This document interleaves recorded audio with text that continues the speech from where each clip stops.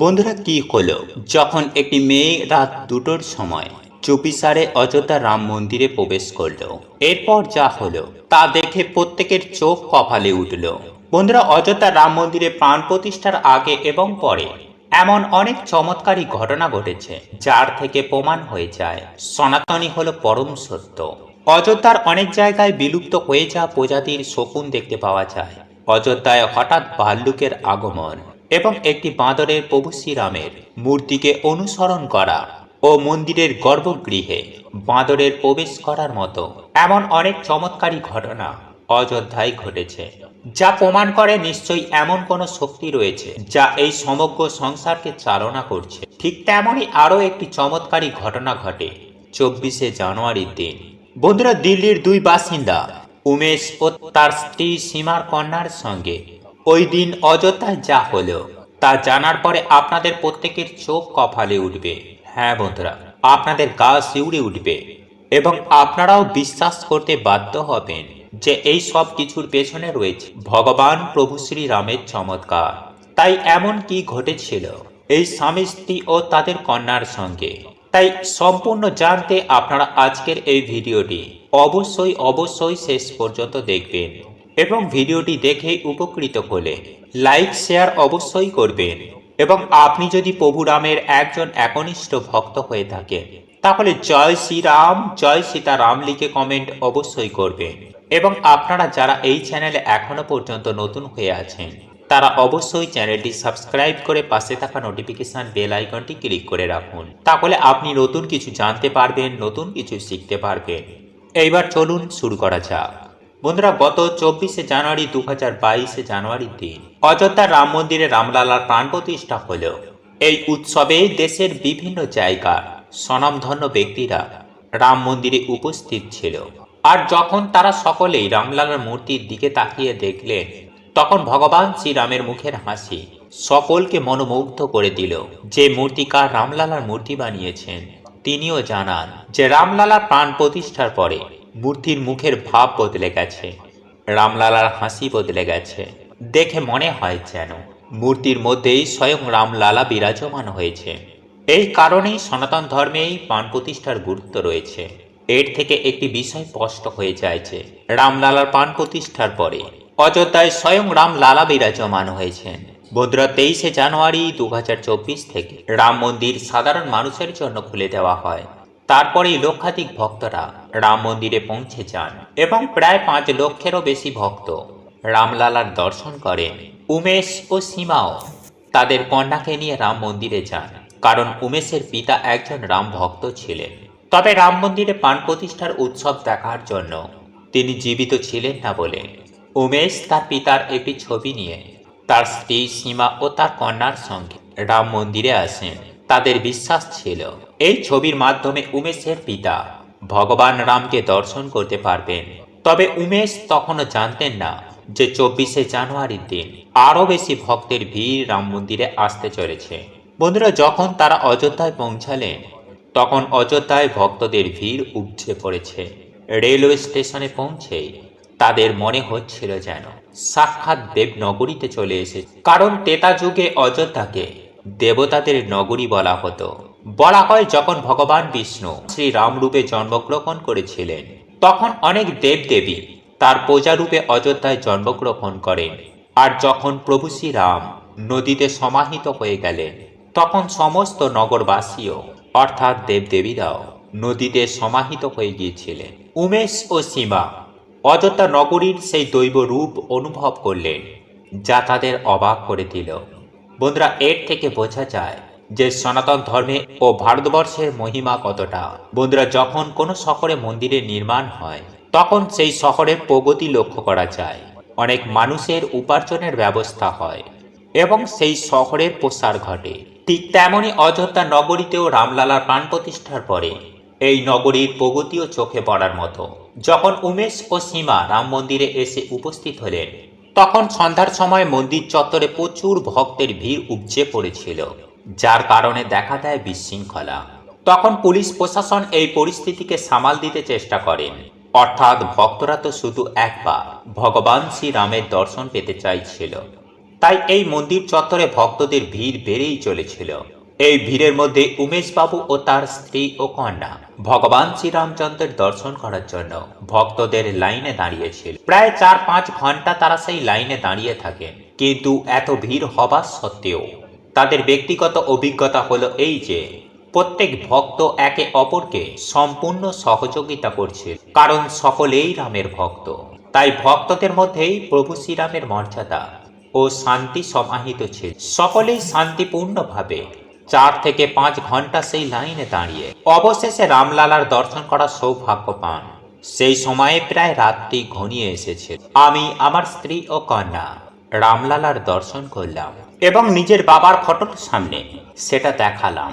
মনে হলো যেন আমার বাবার আত্মা শান্তি পেল, কারণ এই রাম মন্দির কার্যে আমার বাবা এক গুরুত্বপূর্ণ বিষয়ে যুক্ত ছিল।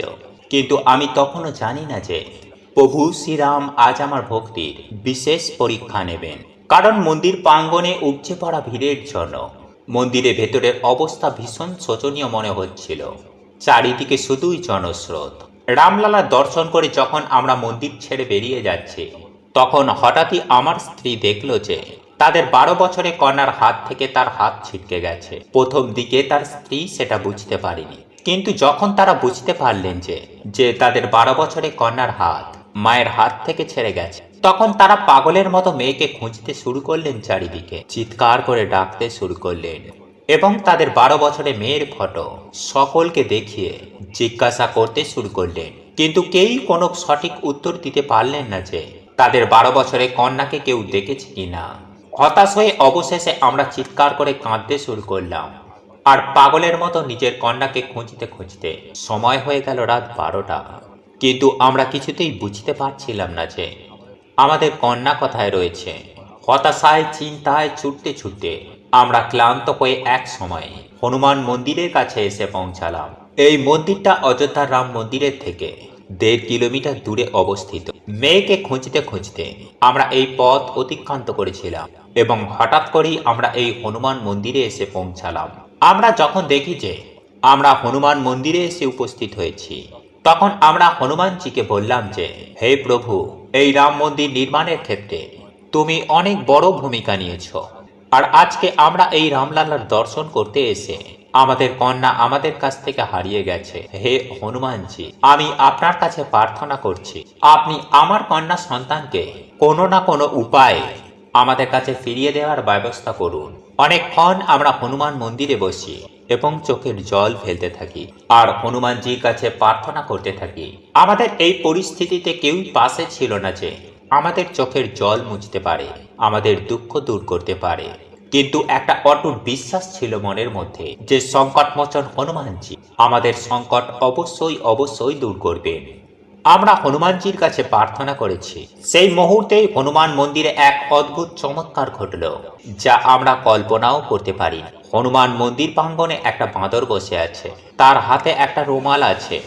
আমরা যখন লক্ষ্য করে দেখি, তখন আমরা অবাক হয়ে যাই যে ওই রুমালটা আমাদের কন্যারই। কিন্তু তখন প্রশ্ন ছিল যে আমার কন্যার রুমালটা ওই বাঁদরের হাতে কিভাবে পৌঁছালো। উমেশ আর সীমা তো শিহরিত হয়ে উঠল এবং এখনো তারা নিজের কন্যাকে ফিরে পাননি। তারা এটা হনুমানজির সংকেত ভেবে বাঁদরটা যেখানে যেখানে যাচ্ছিল, তারা সেই বাঁদরটিকে অনুসরণ করছিল। সেই বাঁদরটাকে অনুসরণ করতে করতে প্রায় 1.5 কিলোমিটার পথ চলে এসেছে। উমেশ আর সীমা লক্ষ্য করল যে তারা পুনরায় আবার অযোধ্যার রাম মন্দিরে এসে পৌঁছেছে। তখন রাত্রির সময় ছিল, তাই মন্দিরে মুখ্য দরজা বন্ধ ছিল। মন্দিরের ভেতরে প্রবেশ করা কোনোভাবেই সম্ভব ছিল না। তারা মন্দিরে মুখ্য দরজায় বসে পড়ে এবং বাঁদরটি তার কন্যার রুমাল মন্দিরের দরজায় রেখে চলে যায়। মনে হচ্ছিল যে তাদের কন্যা সন্তান মন্দিরের ভেতরেই রয়েছে। তখন উমেশ আর সীমার কাছে ভোর হওয়া পর্যন্ত অপেক্ষা করা ছাড়া আর কোনো পথ ছিল না। আর ভোর হবার অপেক্ষায় সেখানেই তারা বসে রইল। কিন্তু তাদের ভগবান শ্রীরামের ওপরে অগাধ বিশ্বাস ও সংকটমোচন হনুমানজির ওপরে অগাধ আস্থা ছিল। ভোরবেলায় যখন মন্দিরের দরজা খোলা হলো, সেই সময়ে মন্দির প্রাঙ্গণে অনেক ভক্তের সমাগম ছিল। মনে হচ্ছিল যেন এর মধ্যে আমাদের সন্তানকে খুঁজে পাবো কিনা। কিন্তু মন্দিরের দরজা খোলার সাথে সাথে উমেশ আর সীমা অবাক হয়ে দেখেন যে মন্দিরের পূজারীর সাথে তাদের কন্যা দাঁড়িয়ে আছে। পূজারী বলেন, এই বাচ্চাটি সম্ভবত সারা রাত এই মন্দিরের গর্ভগৃহেই ছিল। সকালে আমরা মন্দিরে কপাট খোলার পর আমরা দেখি যে বাচ্চাটি গর্ভগৃহে অপেক্ষা করেছে। যেন মনে হচ্ছে রামলালা তার সাথে খেলা করছে এবং সঙ্গে একটি বাঁদরও খেলা করছে। সেই বাঁদরটি আমাদের এই স্থানে পৌঁছানোর পর অন্তর্ধান হয়ে যায়। অবশেষে উমেশবাবু ও তার স্ত্রী সীমা তাদের কন্যাকে ফিরে পান এবং তাদের বিশ্বাস, তাদের আস্থা ভগবানের প্রতি আরো আরো অনেক গুণ বেড়ে যায়। কিন্তু প্রশ্ন একটাই থেকে যায় যে সীমা আর উমেশের 12 বছরের কন্যা মন্দিরের ভেতরে কিভাবে আটকে যায়? সে কি মন্দিরের ভেতরেই ছিল, নাকি মন্দির প্রাঙ্গণের বাইরে অন্য কোথাও ছিল? বাইরে অসুরক্ষিত স্থান থেকে হয়তো হনুমানজি সুরক্ষা দেওয়ার জন্য রামলালার গর্ভগৃহে তাদের কন্যা সন্তানকে নিয়ে যায়। যাই হোক, অবশেষে মা বাবা তাদের কন্যা সন্তানকে ফিরে পেয়েছে। এটাই অনেক বড় চমৎকার বলা যেতেই পারে। বন্ধুরা, এছাড়াও অযোধ্যার রাম মন্দিরে উপচে পড়ছে ভক্তদের ভিড়, আর সেই ভিড়ের মাঝে মুখে কাপড় বেঁধে চুপি চুপি মন্দিরে প্রবেশ করল এক রহস্যময় ব্যক্তি। কে সেই ব্যক্তি, যার পরিচয় জানার পর অবাক হলো মন্দিরে উপস্থিত থাকা প্রত্যেকে এবং পুলিশ বাহিনী পর্যন্ত হয়ে গেল হতচকিত। এই প্রসঙ্গে বিস্তারিত জানার আগে আপনাদেরকে বলে রাখি, আপনারা যদি রামলালার প্রাণ প্রতিষ্ঠায় প্রসন্ন হয়ে থাকেন তাহলে জয় শ্রীরাম, জয় সীতারাম লিখে কমেন্ট অবশ্যই করবেন। বন্ধুরা, গত 22শে জানুয়ারি 2024 সোমবার রামলালার প্রাণ প্রতিষ্ঠার পর 23শে জানুয়ারি রাম মন্দিরের দরজা খুলে দেওয়া হয় জনসাধারণের জন্য। তাই এই দিনে উপচে পড়ে ভক্তদের ভিড়, আর সেই ভিড় সামলাতে যখন একেবারে নাস্তানাবুদ হয়ে গিয়েছিল অযোধ্যা নগরীর পুলিশ, তখন তারই মাঝে চুপিসারে মুখে কাপড় বেঁধে রামলালাকে দর্শন করতে আসেন রহস্যময় ব্যক্তি। তার পরিচয় জানলে অবাক হয়ে যাবেন আপনারাও প্রত্যেকে।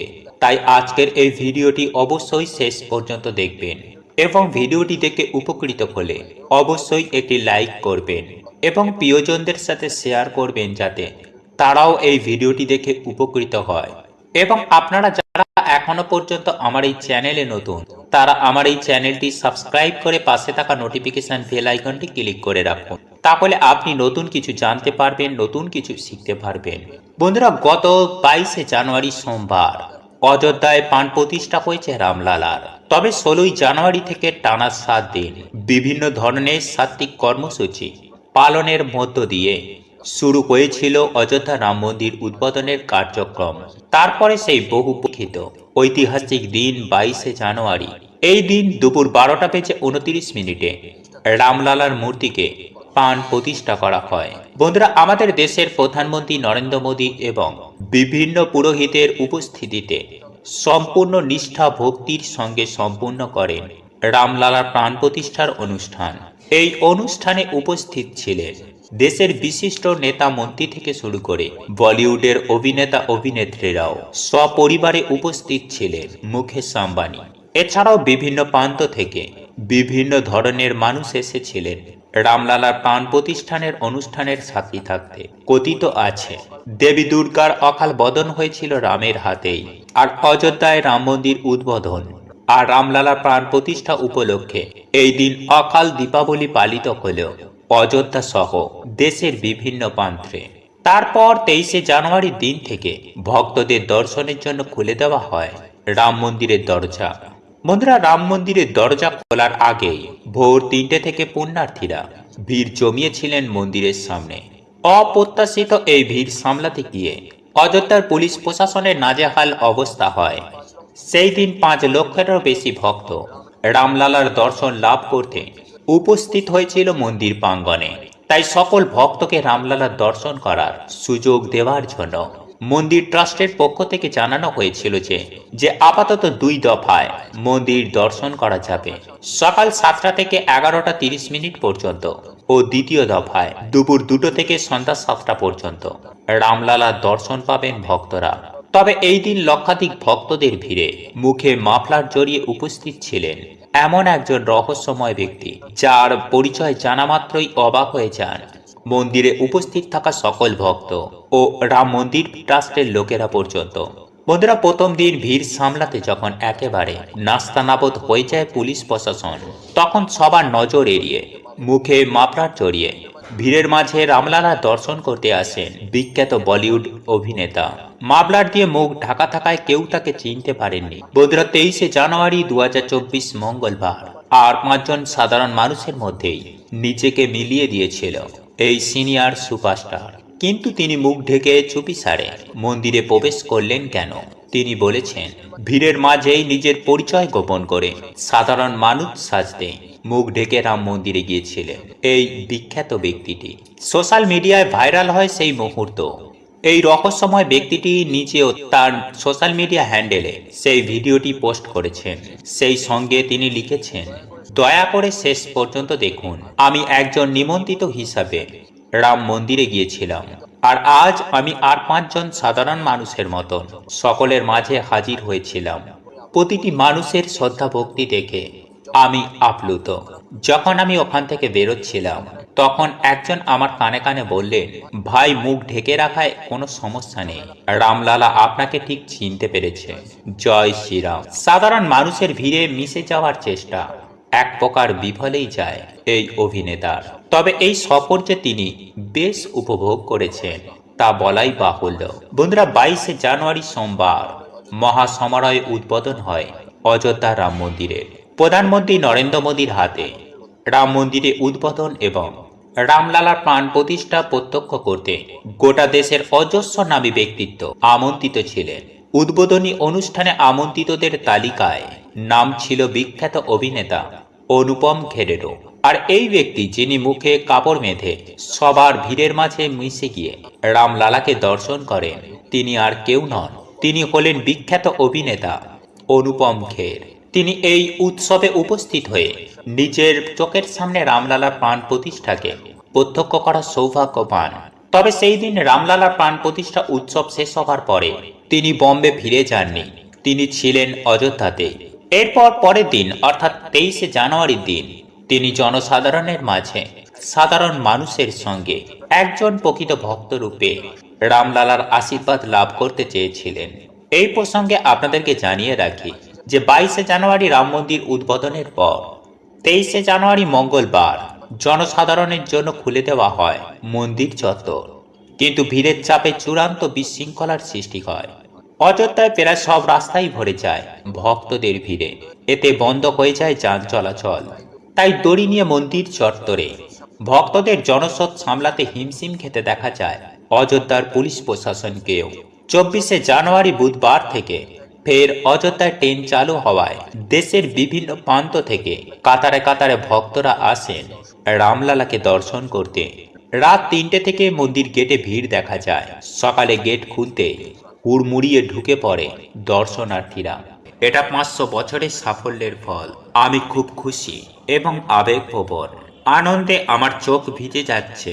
তাই মাঝে মাঝে আমার আনন্দে লাভ দিতে ইচ্ছে করছে। আমি আমার আবেগকে নিয়ন্ত্রণ করতে পারছি না। তিনি আরো বলেন, ভগবান শ্রীরাম আমাদের সকলের আদর্শ।